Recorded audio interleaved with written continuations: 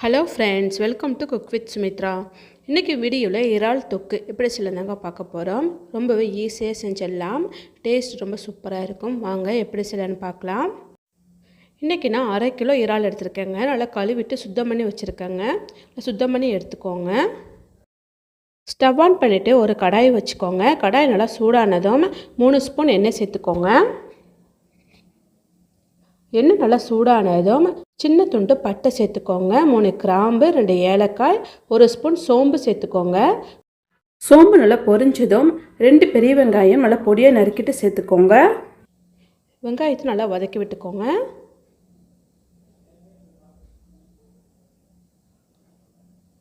வெங்காயம் நல்லா வதங்கினதும் இஞ்சி பூண்டு பேஸ்ட்டு நம்ம சேர்த்துக்க போகிறாங்க. 2 ஸ்பூன் இஞ்சி பூண்டு பேஸ்ட்டு சேர்த்துக்கோங்க. இஞ்சி பூண்டு பேஸ்ட்டு சேர்த்துட்டு நல்லா வதக்கி விட்டுக்கோங்க. இஞ்சி பூண்டோட பச்சை வாசனைலாம் போகும் வரைக்கும் நல்லா வதக்கி விட்டுக்கோங்க.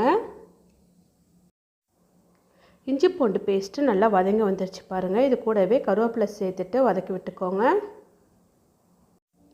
இது கூடவே 2 தக்காளி நல்லா நைஸாக அரைச்சிட்டு சேர்த்துக்கோங்க. தக்காளி சேர்த்துட்டு நல்லா வதக்கி விட்டுக்கோங்க. தக்காளி நல்லா வதங்கி வரணுங்க.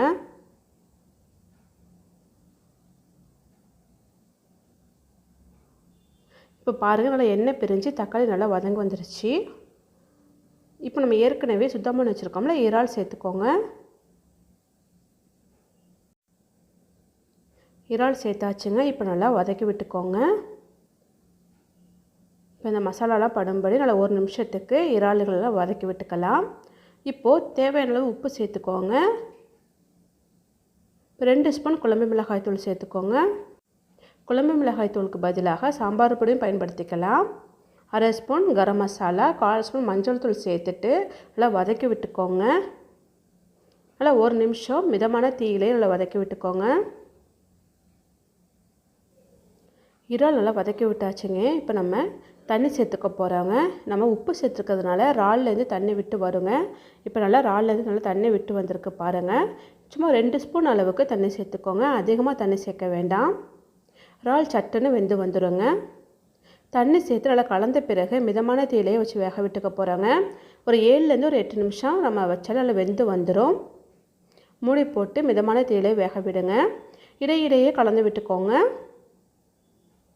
அதிக நேரம் வைக்க வேண்டாம்.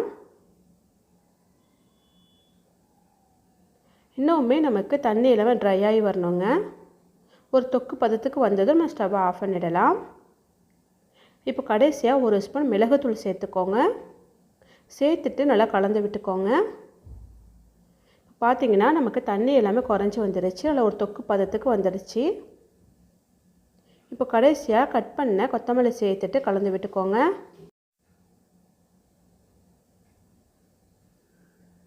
இப்போ கலந்து விட்டாச்சுங்க. இப்போ நம்ம ஸ்டவ் ஆஃப் பண்ணிடலாம்.